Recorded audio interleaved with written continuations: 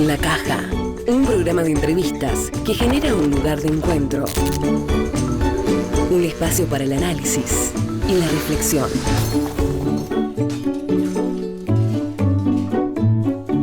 En la Caja.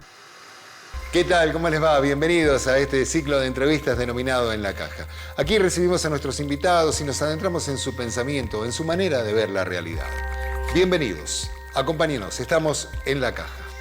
En este programa es un placer, un verdadero honor recibir a Osvaldo Bayer.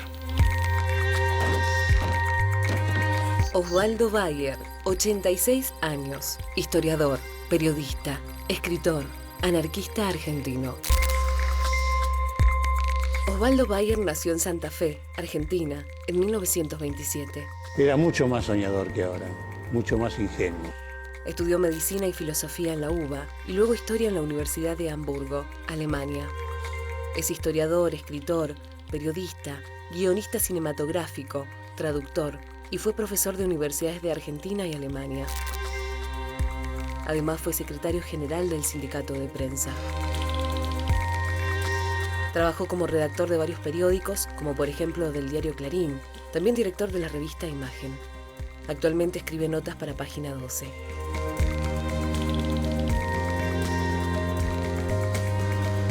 Escribió La Patagonia Rebelde, Severino Di Giovanni, El idealista de la violencia y otras obras.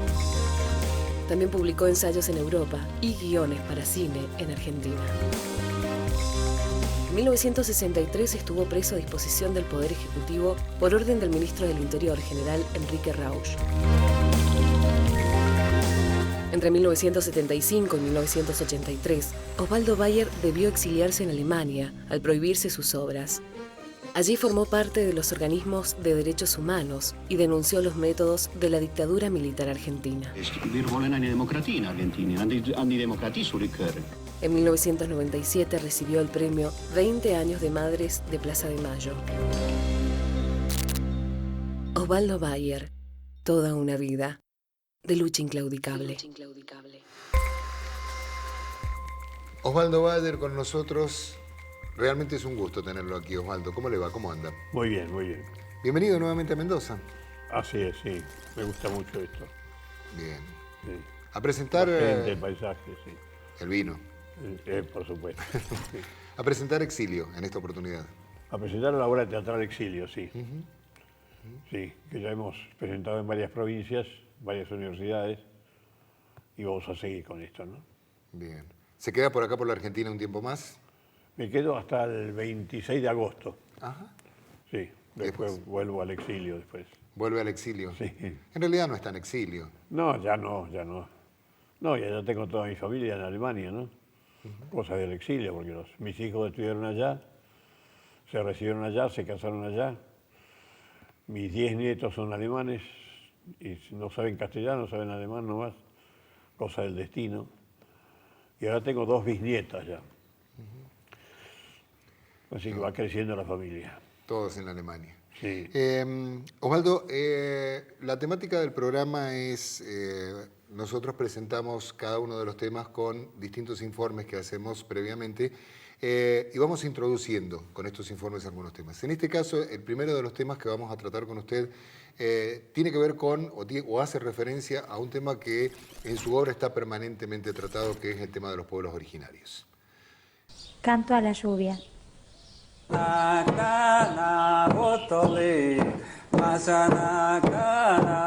la falta de conexión entre la historia oficial que hemos aprendido y lo que son las memorias propias de los pueblos originarios, que nos cuentan otras historias.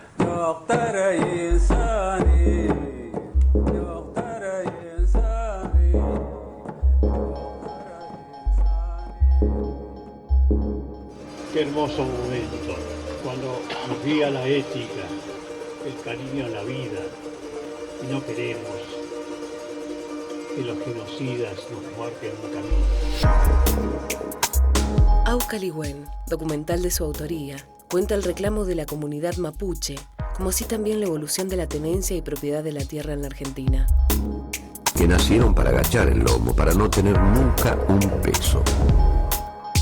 Este trabajo, que le ha valido muchos premios, también le ha traído algunas complicaciones judiciales, como la causa iniciada por los descendientes de Martínez de Hoz.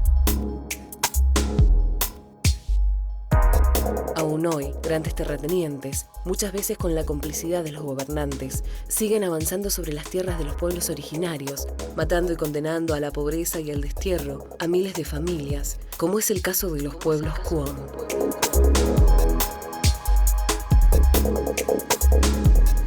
Se han quitado estas a la raza estéril que las ocupaba. Antes era Roca, ¿sí? El genocidio permanente, pero aún hoy no, la situación es una situación que, digamos, continúa. Lo que está pasando con los pueblos Cuom, la falta total de reconocimiento, inclusive, de algunos sectores de los pueblos originarios. ¿Cuál es su opinión con respecto a esto? Bueno, realmente que no hemos aprendido nada, ¿no? Porque la historia oficial siempre habló de los salvajes, los bárbaros, cuando la verdad histórica es muy, muy diferente a esto, ¿no? Se ha hecho de Roca un gran héroe civil por haber conquistado esas pampas para el progreso. Habría que preguntarse el progreso para quién, ¿no? Es decir, fue un verdadero genocidio, una cosa absolutamente injusta. Es decir, hay que tratarlo con los documentos científicamente históricos, verdaderos. Y Roca es un genocida tremendo. Porque ya los anteriores de ninguna manera querían hacer campañas contra los pueblos originarios, de ninguna manera. Fue Roca el que trajo la ideología esta. Dijo textual, está en el Archivo General de la Nación, el proyecto que le presenta al presidente Avellaneda. Dice, hay que aprender de Estados Unidos. Estados Unidos, con el Remington, el fusil a repetición de 10 balazos, eliminaron a los Cuom y a los Pieles Rojas. Lo mismo tenemos que hacer nosotros. Así que le pido, señor presidente, que importe 10.000 Remington para terminar para siempre con los salvajes, los bárbaros. Qué bárbaro, qué contrasentido esto, ¿no? Después llega Alberdi y dice, gobernar es poblar, cuando habían diezmado absolutamente. Bueno, Alberdi es el hombre que es decir, no quiso saber nada de la campaña de Roca. Y bueno, pero si uno va a los documentos de Mayo, es increíble Mayo, los documentos de un Mariano Moreno, de un Juan José Castelli, de un Manuel Belgrano. Manuel Belgrano, cuando llega en diciembre de 1810 al Paraguay, le devuelve a los pueblos originarios todas las tierras, como dice él, textual, que le han sido robadas por los europeos, los españoles, durante siglos. Termina con la esclavitud de los pueblos originarios, para siempre, dice él, la mita, yanaconazgo y otras formas de esclavitud. Dice, y a partir de este momento, dice, los pueblos originarios van a gozar de los mismos derechos que nosotros, los hijos de europeos que hemos tenido la suerte de nacer en esta tierra latinoamericana. Manuel Belgrano, fíjese qué cabeza. Comparado después con la ferocidad de un Roca, que siempre habló de los salvajes, los bárbaros. Castelli, cuando llega al Alto Perú, dice, ¿cuánto hay que aprender de los pueblos originarios? Dice, no tienen sentido de la propiedad, todo es comunitario. Dice, además, qué cuidado, cómo cuidan la naturaleza, mientras que nosotros los europeos lo destrozamos todo. Dice, ellos cuidan la naturaleza pensando en las próximas generaciones. Qué bárbaro, ¿no? Bueno, esos documentos de Mayo son increíbles. ¿Y ahora, por qué no se siguió con ese pensamiento? Esa era la pregunta. ¿Por qué el quiebre se produce con Roca y el pensamiento de Roca es tan lineal y tan fuerte? Pero ya antes, fíjese, 1813, la asamblea del año 13 da la libertad de vientre, es decir, todo esclavo que nacía en ese momento quedaba libre. 1813. Estados Unidos recién en 1854, Brasil recién en 1874. La Asamblea del año 13 ya en el año 13. Bueno, ¿para qué? Bernardino Rivadavia, primer presidente argentino, 1826, un decreto que está en el Archivo General de la Nación, se contrata al coronel europeo Federico Rauch para exterminar a los indios ranqueles. Punto. Ni siquiera se toma el trabajo Rivadavia de explicar por qué hay que exterminar a los indios ranqueles. Bueno, y hay que leer los documentos de Rauch, este coronel europeo, cristiano y occidental. Primer comunicado, hoy para ahorrar balas hemos degollado a 27 ranqueles, punto. tampoco dice por qué hay que degollar a 27 ranqueles. Ah, Segundo comunicado, ya más filosófico. Dice, los ranqueles no tienen salvación porque no tienen sentido de la propiedad. Fíjese qué profundo el señor. La verdad que hay que profundizar mucho en esto. Lo invito, Osvaldo, que pasemos rápidamente al segundo tema o al segundo tópico de nuestro programa. En este caso, nosotros le mostramos a usted una foto, una instantánea que refleja un momento de su vida.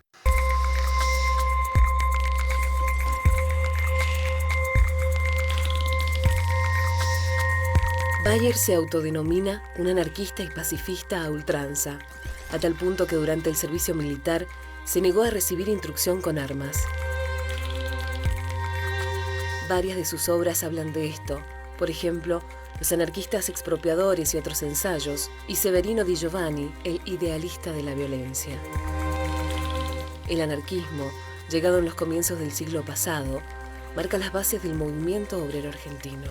Ya a principios de siglo, las ideas anarquistas han hecho pie bien tierra adentro.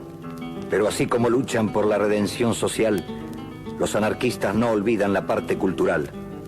Diarios, libros, conjuntos filodramáticos, e introducen una novedad: el payador anarquista que, cantando, lleva sus ideas hasta el rincón más olvidado de la Argentina. Abajo los usureros. Y en este caso, el momento que nosotros hemos tomado, nos parece que es un momento que a usted lo marcó como anarquista, como pacifista, que fue el servicio militar. Cuénteme, ¿qué fue para usted cuando le tocó hacer el servicio militar? Bueno, yo no lo quería hacer. Yo había conversado mucho con mi padre. Mi padre tampoco lo había hecho, el servicio militar, y no quería hacerlo. Pero mi novia, mi actual esposa, hace 61 años que estamos casados, me dijo, si no vas a hacer el servicio militar te van a detener y no te voy a poder ver por 2 o 3 años. Así que tratá de hacerlo aquí, en Buenos Aires. Así nos vemos por lo menos los sábados y domingos, o los domingos. Bueno, entonces fui yo y hubo ahí un malentendido. El soldado que estaba para destinar a la gente, y bueno, resulta que por esas casualidades del destino era amigo de mi hermano. Entonces me dijo, Osvaldo Bayer, ¿sos hermano de Franz? Digo, sí, soy hermano de Franz. Dice, bueno, ¿dónde querés ir? Digo, y no sé. Dice, bueno, vos sabés idiomas, ¿no? Le digo, no, yo sé alemán y español nomás. Dice, bueno, yo te voy a poner que sabés 6 idiomas, así te mandan como traductor al alto comando del ejército, ¿no? ¿Cómo se llama? Comando... Sí, comando del jefe del ejército. Comando del jefe del ejército. Pero como allí nunca traducen nada, y que yo la vas a pasar muy bien. Estaban en una de las dictaduras, ¿no? Estábamos hablando de un periodo dictatorial. Y bueno, yo lo hice, espera ahora, yo soy del 27 más 20, sí. El 47, ¿no? El gobierno peronista. Bien. Estaba. ¿Y qué le sucede ahí cuando lo mandan? Bueno, y entonces yo digo, no, yo no sé. Entonces dice, yo voy a poner que sabés portugués, francés, inglés, francés y alemán. Digo, no, pues yo no sé esos idiomas, solamente sé alemán. Me dijo, no importa, es para que te tomen. Bueno, llegué allá y inmediatamente un suboficial vino con un libro de Estados Unidos que ya hablaba en aquel año de guerrillas. Qué bárbaro. Y entonces me pidió que lo tradujera inmediatamente. Digo, no, perdóneme, pero yo no sé inglés. Me dijo, ¿cómo no sabe inglés? Si acá usted lo ha dicho, está en su entrada, en su declaración de entrada. Digo, sí, pero debe haber habido una equivocación. Yo no quería echarle la culpa al soldado viejo porque capaz que ahí lo metían preso. Entonces digo, debe haber una equivocación, yo sé solamente alemán. Estoy dispuesto a traducir el alemán. Bueno, ¿para qué? Entonces me mandaron a la brigada de limpieza. Soy un especialista en lustrar pisos, ¿no? Durante 1 año y medio. Además de lustrar pisos, ¿le dejó alguna experiencia positiva? Fue el peor periodo de mi vida. El peor periodo de mi vida. Realmente no me sirvió para nada para mí y tampoco para otros, ¿no? Sinceramente, no sé cómo habrá sido posteriormente, pero en aquellos años era solamente el que tenía el poder contra el que no tenía poder, ¿no? El mandar, la viveza de castigar y todas esas cosas, ¿no? Osvaldo, vamos a un corte, si a usted le parece, y enseguida seguimos charlando. En La Caja estamos compartiendo este programa con Osvaldo Bayer. Ya volvemos.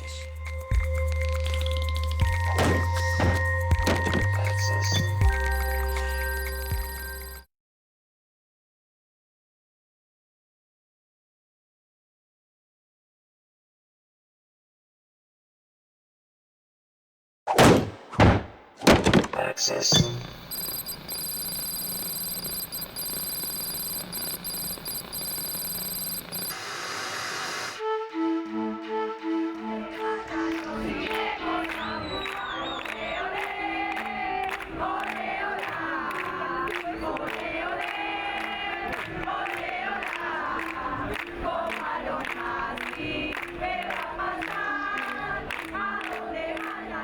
El primer juicio por los delitos de lesa humanidad se llevó a cabo en la ciudad de San Rafael, y ahí fueron condenados a prisión perpetua 3 represores, mientras que el abogado de la policía en esos tiempos recibió 8 años de prisión. Yo soy una amenaza, no soy una amenaza para nadie. En 2011, la ciudad de Mendoza fue testigo del segundo juicio, donde fueron condenados a la pena máxima 4 represores y 1 a 12 años de cárcel. Finalmente se llevó a cabo el tercer juicio, donde fueron condenados 6 genocidas a prisión perpetua, 1 a 18 años, 1 a 14 y el restante recibió 5 años de pena.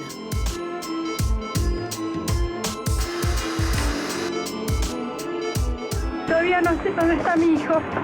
Se han muerto nuestros hijos, que nos digan, pero que no nos dejen en esta incertidumbre. Yo tengo 2 hijas desaparecidas. Los decretos donde indulto a muchos militares y muchos civiles para que empecemos a reconstruir la patria. Hay que limpiar la justicia, ya que un 30% de jueces nombrados durante la dictadura militar siguen en su cargo, declaró Bayer hace pocos días en la Feria del Libro. En Mendoza, los juicios por delito de lesa humanidad avanzan. La complicidad civil ha quedado de manifiesto con la separación del cargo de jueces como Otilio Romano y Luis Miret. Aquí en Mendoza, como les ha tocado vivir también, sí, uno que se escapó a Chile, querida, ya te escuché. Pero ya lo vamos a traer, quédate tranquila. Lo va a traer la justicia. Se profundizan las investigaciones y cada vez son más los detenidos y procesados. Osvaldo, ¿cuál es? Usted fue exiliado, estuvo en prisión, sus obras fueron salvajemente prohibidas. Y quemados los libros. Quemados los libros. ¿Qué queda de todo eso? Después de tantos amigos perdidos, es más. Y bueno, un gran dolor, una gran injusticia. Y por eso realmente estoy muy satisfecho de que por primera vez en mi vida, yo he estado, nacido en el año 27, he vivido 13 dictadores militares y todos murieron en la cama de sus residencias con el título de general y cobrando el sueldo de general. Y esta es la primera vez que un dictador muere en una prisión que le han sacado el título de general y bien, es la primera vez. Estoy muy satisfecho de eso. Muy satisfecho de eso. Hay responsables civiles también, ¿no? ¿Eh? Hay responsables civiles. Sí, claro, también tienen que hacerse los responsables civiles, como por ejemplo, bueno, se había iniciado también contra Martínez de Oz. Lo que pasa es que no sé por qué murió en su residencia el más lujoso de los edificios de Buenos Aires, el Cápana. Ahí murió porque dice que estaba enfermo. Bueno, pero por eso no fue a la cárcel. En la cárcel también hay enfermerías para atender a los enfermos. Pero bueno, pero debe tener todavía una gran influencia porque Videla sí murió en cárcel común. En uno de los juicios en Mendoza fueron condenados los asesinos de Paco Urondo. Paco era amigo suyo, ¿no? Sí, muy amigo mío. Y era de lo mejor. Era de lo mejor. Muy estudioso y sinceramente fui muy compañero de él en las redacciones de los diarios. Por ejemplo, teníamos, si lo habré conocido, que teníamos los escritorios los pegados, ¿no? Y tengo muchas anécdotas de él. Era un hombre muy generoso. Y siempre lo nombro como uno de mis queridos amigos que uno lo extraña, ¿no? ¿Y Rodolfo Walsh? Y Rodolfo Walsh también. Rodolfo Bosch, bueno, entramos los dos juntos a la Facultad de Filosofía, porque los dos éramos del 27, del año 27. Él me llevaba 3 semanas nomás. Y me dijo, te gano hasta en eso, me dijo. No, era un hombre muy amplio, muy generoso. A veces parecía muy tímido, pero no era nada tímido. Y lo más lindo de él es que le gustaban muchísimo las mujeres, era un enamorado. Sí. Usted no podía hacer nada porque ya llevaba muchos años de casado con aquella novia que lo había salvado del servicio militar. Sí. Bueno, no me comprometa, por favor. Osvaldo, antes de despedirlo, hay preguntas de la gente, ¿sí?, que se le hacen. Y queremos transmitírselas, si nos permite. ¿Cómo no? Bueno, Osvaldo, sería interesante que nos cuentes qué piensas, qué pensás en realidad de la muerte de Jorge Rafael Videla, un hecho bastante controvertido y más que vos tenés una militancia bastante conocida en el tema de los derechos humanos. Y es la primera vez que yo, en mis 86 años, veo a un dictador que muere en una cárcel común. Eso ya significa mucho para la democracia. Antes nadie se había atrevido a hacer eso. Bueno, Osvaldo, un placer que estés entre nosotros, fundamentalmente porque reconozco tu trayectoria como periodista, como intelectual y tu compromiso y tu coherencia en tu camino. La pregunta mía tiene que ver con, atendiendo aparte tu cercanía en algún momento con el gobierno nacional, ¿cuál es tu opinión actual sobre el gobierno? Bueno, yo del gobierno nacional tengo que decir que tiene cosas muy positivas y tiene cosas negativas. Como yo no pertenezco a ningún partido, tengo la libertad de decirlo. Exacto. Y le agradezco que me deje decirlo, ¿no? Por ejemplo, me parece muy bien que por primera vez, debido a Néstor y a Cristina, que lucharon para eso, para que fueran juzgados los culpables de la desaparición de personas. Bueno, también me parece muy bien la ley de medios, me parece muy positiva, lástima que ha sido parado en parte por la justicia. Me parece muy bien que el dinero de los jubilados haya vuelto al Estado y no que fuera a parar como antes a las empresas privadas. Y tiene cosas muy positivas este gobierno. Ahora, le faltan dos cosas fundamentales. Una que ya lo hemos hablado, es devolver las tierras comunitarias a los pueblos originarios. Con los QOM yo creo que el gobierno tendría que haber intervenido inmediatamente la provincia de Formosa después de lo que ha hecho con los QOM. Y también hacer un poco más por la ecología, por nuestra naturaleza. Es decir, todavía se siguen permitiendo minas abiertas y también se siguen permitiendo terminar con los bosques y plantar soja. Lo he visto mucho en Salta, por ejemplo, y en el norte santafesino eso. Así que bueno, seguiremos luchando para ver si también en ese sentido se hacen cosas positivas. Ahora, la oposición no tiene salvación, no tiene remedio. Todo está Esa era mal. la pregunta, Diego. ¿Qué papel le juega la oposición a todo mal. esto? Usted lee Clarín en La Nación y todo está mal. No. La prensa tiene que ser objetiva y decir lo bueno y criticar lo que falta por hacer o lo que está mal hecho, ¿no? Osvaldo, para nosotros es un placer tenerlo en Mendoza, para nosotros es un placer tenerlo aquí en este programa, en nuestra televisión, y realmente le agradecemos. Fundamentalmente... Bueno, les agradezco mucho la libertad que me han dejado hablar en mis opiniones independientes. Gracias. Para nosotros, insisto, es un gusto, realmente. Gracias. Ha sido muy amable y estamos muy, muy gratificados de haberlo tenido acá. Muchísimas gracias. Osvaldo Bayer, aquí, en La Caja.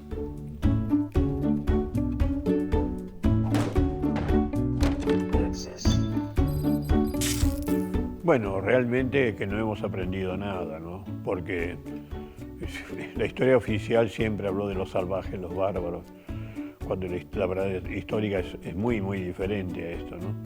Se ha hecho de Roca un gran héroe civil por haber conquistado esas pampas para el progreso.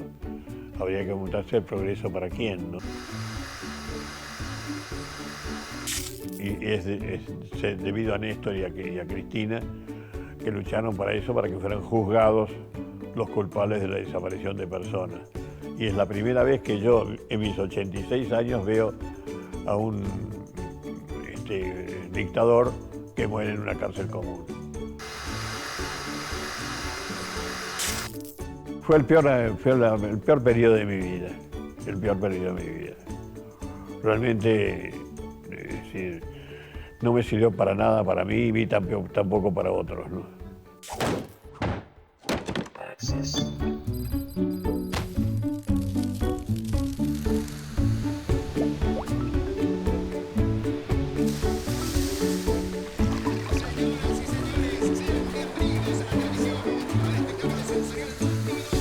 En la Caja, un programa de entrevistas que genera un lugar de encuentro, un espacio para el análisis y la reflexión.